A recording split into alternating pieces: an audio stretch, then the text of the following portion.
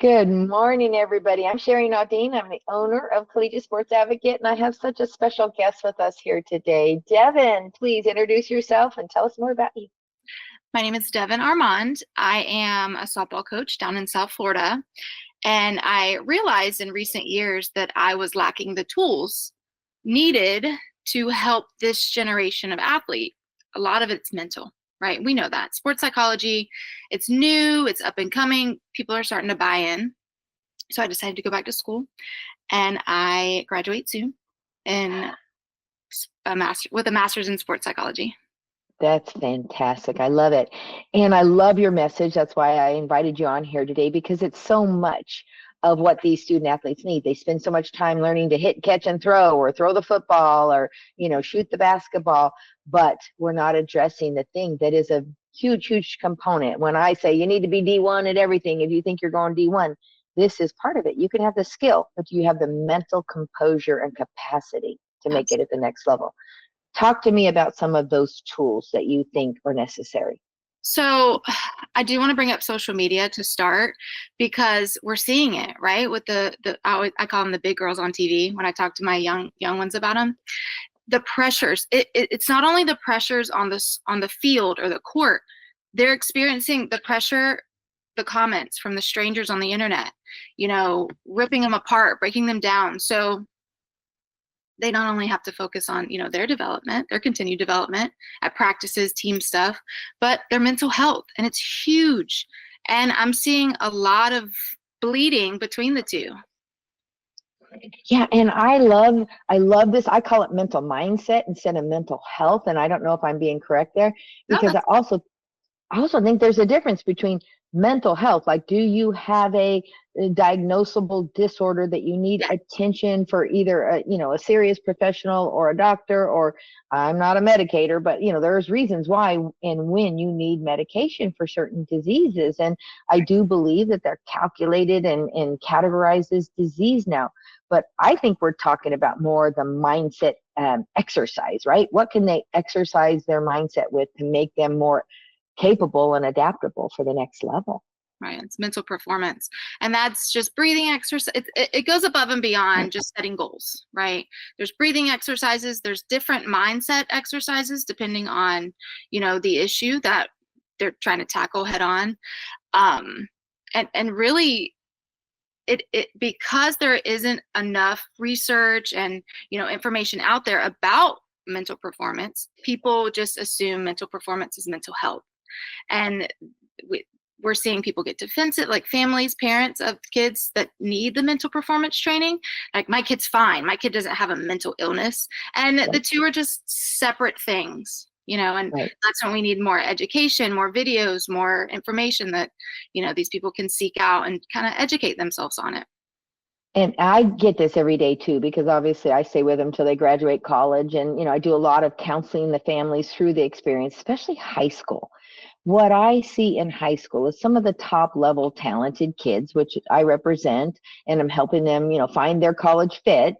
They get attacked, and it's such a vicious, mean attack. It's not even just social media, but on the team, the treatment and the disrespect and I call it clawing. They're just clawing each other down instead of saying, hey, what is that girl doing to be so good? Or why is she getting something that I'm not getting? Instead of tearing them down to your level, what about working on being their level? What's your thoughts? We do see the elite athletes, they're too busy working on themselves to look at the athlete next to them. And I always use this as an example. I think was it Lance Armstrong, the picture of him, and he's swimming, they're swimming, he's first in the Olympics a few years ago. I don't remember the year, but there's a person here looking at him and he's in second place. And then the third place is looking at the second place. So that just depicts, kind of the culture, exactly what we're talking about. Like, if you have that elite mindset, you're not paying attention to anybody. So there's no jealousy. There's no time for it, because those athletes are just so focused on how they can get better. If they do see, an athlete that is performing better, then like, what do I need to, exactly what you said, what do I need to do to be at that level? So it's all perspective, and it's mindset, and it's so much of kind of what I'm trying to tackle earlier in these kids' careers is you can't compare yourself to anybody. You have to focus on what you can control, what you're posting, what you're liking, your digital footprint. And there's just no time for the jealousy and the weirdness. Yeah, I call it weirdness. Oh, I love it. So two things. Number one, hashtag be you, right? Be the best you can possibly be, because nobody can duplicate you. You can Nobody. do the exact same things, but you is the differentiator, right? Right. So then what can we teach them to not poke the bear, right? What are these kids doing that's poking the bear? Is it social media, posting too much?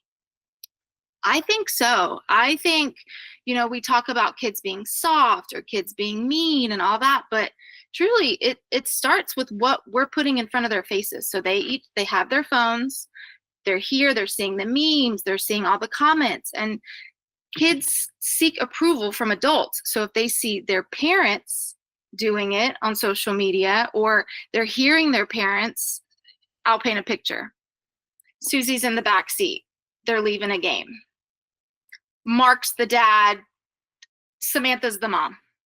Samantha goes on Facebook, says, Mark, look at Delilah's mom's post about her being awesome, even though she only hit 2 times and she struck out every other time. The kid's listening.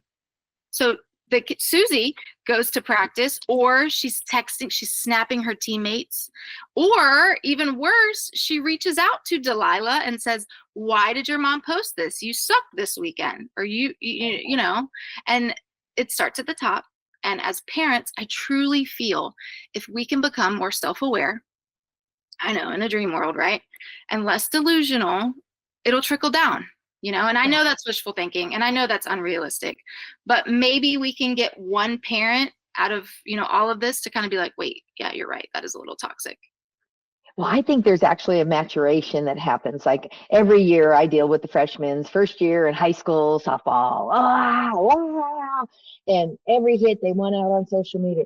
Well, the feedback I get from parents is, well, we want their grandmas and grandpas and aunts and uncles to see it. And I'm like, do they really want to see that much? I mean, really, Right. they really don't. And I love, my aunts and uncles like everything I post, and they're not even my kids, right? There's just some people that do. Let them choose what they want to see or not see. Right. But I say, you know what? Send those highlights, send those updates in, aunts and uncles. But when you're putting it on social media, I just had an interview with a podcaster here about football. You're probably giving them too much information, but you're putting a red target on your kid's back because they're like, well, they think their kid's better than my kid. This is my best one. When your kid's really good, you need to post less because we all know they're really good. And then the final one on this one is it's so much better to have somebody else say it about you. Let the local reporter, let the advocate put it out there and let them decide, is it really, really great, or is it average performance? Or if it's above average in high school, is it really college-bound performance? There's more things to consider than just my darling daughter, right? Yeah. And like you mentioned, the red target, these parents wonder why, Susie could be fantastic. She could be throwing no-hitters all the time. But the second she posts no hitter after no hitter or whatever, even if she just struck out 3 people in a regular game, it does put a target on their back, and that's what creates that jealousy, and it manifests. And it's human nature to want what others have, unless you're healed and you know exactly what you're working towards. But it's social media. Bottom line, it's social media and what we're sharing.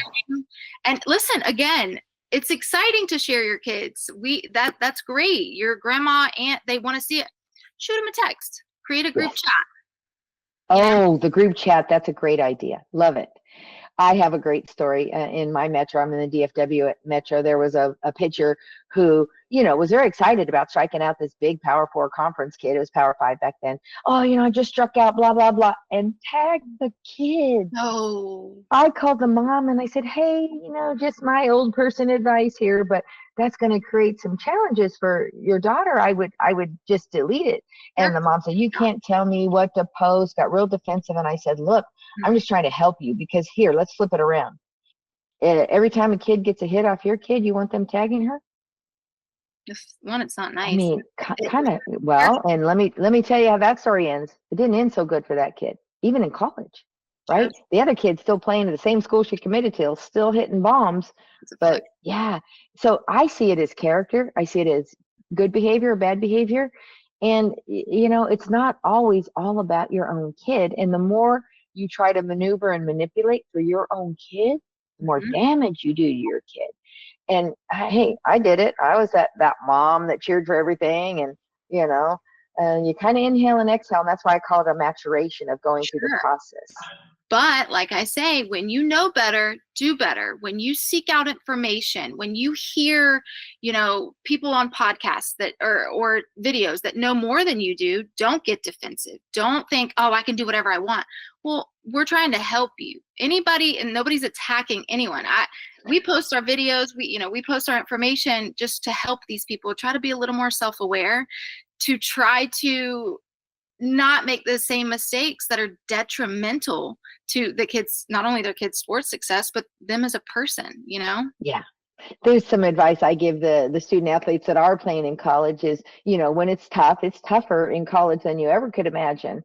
Is, thanks for the feedback. Our girl Margot gave me that book. I love that book because you don't have to own what they gave you. You don't have to, adapt to it or believe it, but thanks for the feedback and consider it. And the biggest thing is don't let your performance or your results be a personal attack as you as a human. It's not, it's your behavior, it's your results. It's a physical result. It's not Sure. your person. Well, it hurt my feelings and they don't like me. No, they don't like what happens. They don't like your output, right? Do you see that a lot? Yes. So coaches don't recruit, they don't just recruit talent, if we're talking about the collegiate level, right? They're recruiting character. They're recruiting kids that will be part of their, I hate saying the word family because typically when they say we're family, it's toxic, but part of their team. Right. So coaches, it's our job to create a culture, to create a safe environment where kids can thrive, right? And college coaches, they have to win or they'll lose their jobs. So sure, we can argue the coach will take a kid that's talented, even if her attitude's terrible, but the kid won't be productive for very long. So the Yeah. older coaches, the more successful coaches, they don't need to because there's so much talent out there where the kids have actually good character and they're good kids. I wish I could put a nailed it, because that is so true. And yet sometimes they have to take a risk on that elite, talented athlete, hoping that they can, mature them, right, and grow them up. But it starts with the parents. I mean, I've always said, I don't deal with it because of the parent. And they're like, well, it's not the kid's fault. Guess what? The kid turns out pretty much like the parents until they get that opportunity to learn and grow and not turn out like the parent, right? Sure. And if the parents do kind of release their claws and allow other people to not parent their kids, but allow other people to develop their kids, like travel coaches, for example. I have kids that the parents have given me full autonomy. Devin, she's yours. And you know what? Those kids thrive. Those kids flourish because I feel comfortable. I can really push those kids and develop them and, shape them into players that are recruitable, and that will make a difference at the collegiate level. And I think that's what I love so much about you is you have a plan, you have a purpose, and you sell that or tell that to people up front. And I'm not saying everything in your club is perfect because it never is, because then you got all the individual components that then make their own choices. But I think the mindset and the mental health piece and helping these student athletes develop this, because they're not learning it in school, right? The high school programs have it worse than most of us because they don't even get to pick the kids that come to their program. Right. So then, they're having to deal with kids that are there. Man, I got one text from a good friend of mine who said, man, I'm a high school coach. I'm doing my best. And I've got select student athletes that are disrespecting me the most, and this is a gal that played college. She knows recruiting, and it's just like, why the meanness? Why take it to that level? Right now you're making it about the person, the coach, not what they're doing or how they're doing it, but you're disrespecting the person. I mean, these high school coaches aren't making big time money. They're doing it because they love it. $1,000 stipend, they're saints. I couldn't do it. It's just it bless it's hats off to them. Yeah. The There's amount not of, even the right words to yeah, give them the yeah, compliment. I know. I know. It's crazy. yeah. And well, and back to the mindset, I'm seeing a shift, and I'm not sure if you are, but I call it the poor me society, which is the classes above them. I think the 26s has started to kind of, I see the change, and I think that's because the sport has changed. It is not so easy. You're not sitting back and dictating where you can play or when you will play or what college you're going to. It is so much harder to get recruited as a high school athlete and Mhm. play in college. So that change right there, I think, has changed the attitude. We're not pumping out as much, in Spanish, we say pobrecita, right? We're not putting out that mantra as much anymore. Even on TikTok, those sorry me posts are not going as far as they used to. And it's because it's not very becoming of your next steps. You're too young to hold on to that story, that label on your head. And I'm seeing a shift. Are you seeing a shift in the attitudes and the approach? So I would argue, because I give pitching lessons also. I forgot to add that. So I coach kids anywhere from like 8, that's my youngest, and I don't really take 8-year-olds, but 10 is usually my age. But my 8, 9, 10, 11, 12-year-olds, the work ethic is insane. And maybe it's because they're the second kid, or, maybe it's because we got through that. I call them the COVID years, the COVID kids. And you know what? It's not So their, maybe that's that generation I'm I talking think about. Yeah. so. I think so. And it's unfortunate that we do use that blanket statement to cover, kids 8th, 9th, 10th, 11th, and 12th grade now, but they do kind of have a reputation where they don't work hard and they're entitled and they expect things to come. But I think, again, the younger kids that we're seeing, they're the second kid, they're the third Yeah. kid, and the parents maybe are starting to learn, you Well, know? I'm not even questioning their work ethic. I'm just questioning how they resolve what comes back at them, the hard part of life. They immediately, crumble and go into the poor me and feel Yeah, so attacked and so victimized. And I'm like, wait, let's talk about what you control, what you sure. don't control, and what you influence. And is that really about you, right? Like we write you on the top of a paper and then do control, no control, what do you influence? And it's an aha moment for that student athlete, because then I say, why would you own something that isn't true about you? You Right. can, thanks for the feedback, right? And then how do you handle it? But my biggest challenge is the mean girl thing on social media and Oh, yeah. Snapchat. I think Snapchat ought to be blown up personally, because they really believe and feel entitled to say what they want to say on Snapchat. And you don't see that as much on Twitter and Instagram. Right. But they can do it behind their phones, and it disappears, and they could be all of their biggest insecurities and their low self-esteem. They type it out and then they feel better about themselves. But it's terrible, Yeah. and it's all rooted in jealousy and low self-esteem, Yeah. and starts at the top again, with the parents, you know. Well, I'm a huge Bravo person. I like listening to Same. the Real Housewives of everything, and Vanderpump Rules and all that stuff, right? And I heard a podcast the other day where they said, I don't even read, I don't even listen to what's being said about me on social media. They have people that they hand their phone to or whatever. I mean, I look at mine, and there's no doubt we're all human. It hurts when they say something that's rude or wrong, but I think you have to know what's right and wrong. And thanks for the feedback. And then, maybe don't post the things that poke the bear, right? Right. And I think that's the biggest thing that I've learned personally in the last few years. Take nothing personally. Nothing people say is personal, because one, especially on social media is fake to begin with. They're responding like my characters when I put on my low wigs. Oh, but we look good, They're responding. That's not me. So I can't get upset when people are responding to that. That's on them. And I love I know there's controversy around her right now, but I do love the Mel Robbins podcast, the Let Them. I think everybody should listen to that. I think it's so important to be able to stand on your own 2 feet and be like, you know what? That's got nothing to do with me. That's not going to change the trajectory of my day, how I'm going to influence others. So I think Right. it's very important for us to do, the work on ourselves to be better people every single day.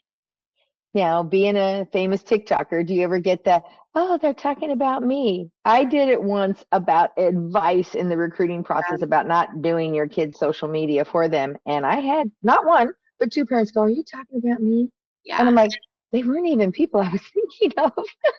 And that's I'm very sensitive in nature, so I never want to hurt people's feelings. It's never my like, oh yeah, I'm gonna jab that person, I'm gonna create a video from this person and this experience.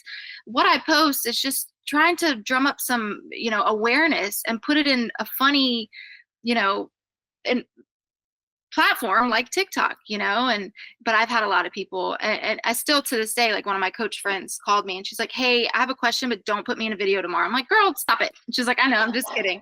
But they're really not. I think they, the ones that I said, I honor that you're conscientious about hearing that and checking yourself. I think being sarcastic or funny, I mean, I'm a Saturday Night Live fan. I think that's the funniest thing ever, right? But if it resonates and it hits might home, be true. There you go. yeah, maybe own a little bit of it, control, influence, what you don't control.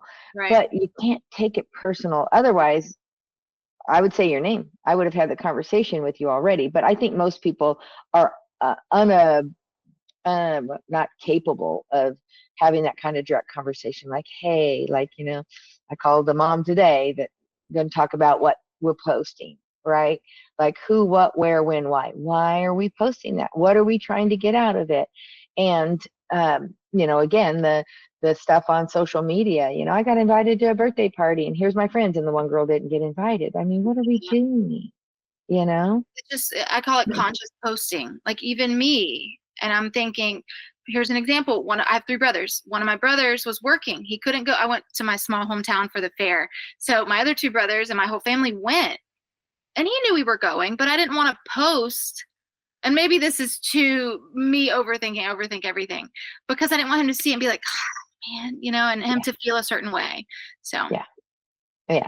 And I think that's fair too. And, but I call it poke the bear. You don't really need to poke the bear.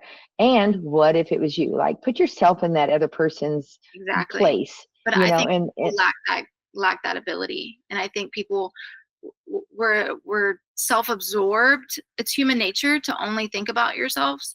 And that's something else that I tell some of my kids, like they get embarrassed or they're like, everybody's watching me, I'm scared to make a mistake. And I just say, listen, buddy, everybody's too self-absorbed and so focused on themselves. Nobody's looking at you. It's not how it works, So, but in real life, in social media. Yeah, and you kind of wonder, like, why would that be about you? Are you owning it? And I tell some kids, stop thinking. Like, don't think so much, right? They get into the batter's box with their 1,000-point checklist. I'm like, inhale, exhale. I have a mental tip I learned in the 70s. Does that not age me or what? Running AAU track, and you're running these long distance, and your arms hurt, your legs hurt, your gut hurts, and you're like, ah. And the coach said, think about your favorite food. And I'm like, Rocky Road ice cream. And all of a sudden, your mind clears, like flush it, right? Clear your mind, inhale, exhale, all those things. But you think about your favorite food, and all of a sudden your arms don't hurt, and your legs don't hurt, and you're not out of breath. And those are the things I love what you do, because you have those tools and techniques. Give us one final technique to help these student athletes get through this mindset world. Whatever you tell yourself is true. If you tell yourself you're the best, it's going to manifest and you're going to perform better. If you question yourself, if you compare yourself, you're going to come up short. So whatever you tell yourself, you're going to believe it. So just watch. That is powerful. And I want to thank you for coming on today.